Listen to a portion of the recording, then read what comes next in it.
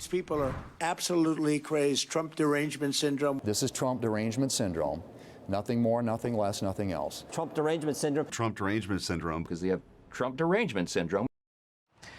Well, we hear it a lot, Trump derangement syndrome, on online definition calls. Irrational, extreme, or emotionally driven reactions to President Trump. Some of you have seen it up close. Some of these people are your relatives.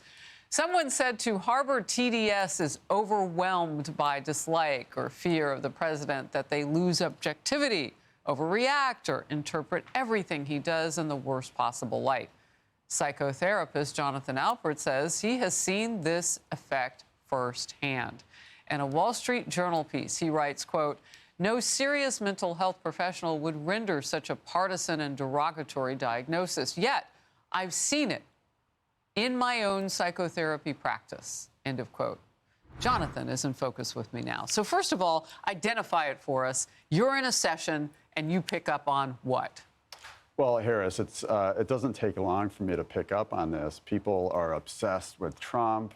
They're fixated, they're hyper-fixated on Trump. And they talk about some of the features of this disorder. They can't sleep. They feel traumatized by Mr. Trump. They feel restless. I had one patient who said she couldn't enjoy a vacation because anytime she saw Trump in the news or on her device, she felt triggered. So this is a profound pathology, and I would even go so far as to call it the defining pathology of our time.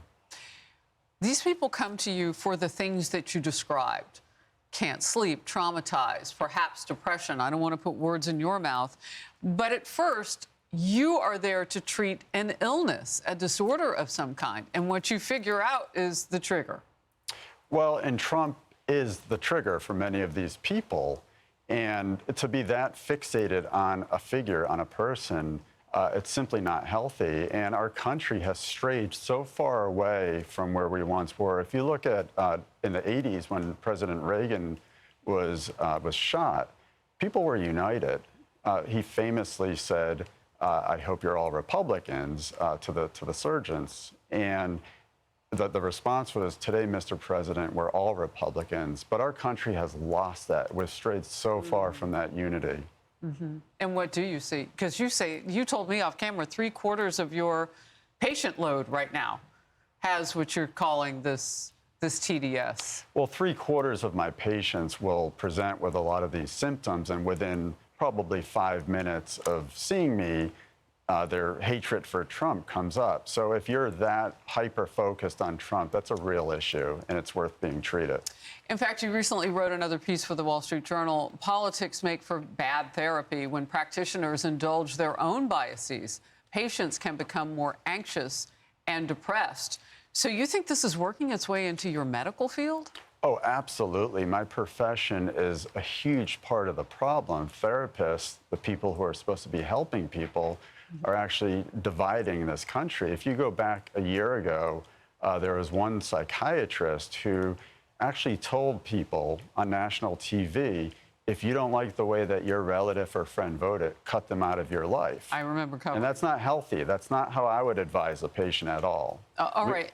And in terms of, because I'm sure people are watching, so what do you do to cure your patients of TDS? I mean, because they're presenting with these other things that are in your wheelhouse. Like, how do you help somebody who's too depressed to sleep? So similar to other obsessive disorders, it's important to help them separate fact from fiction.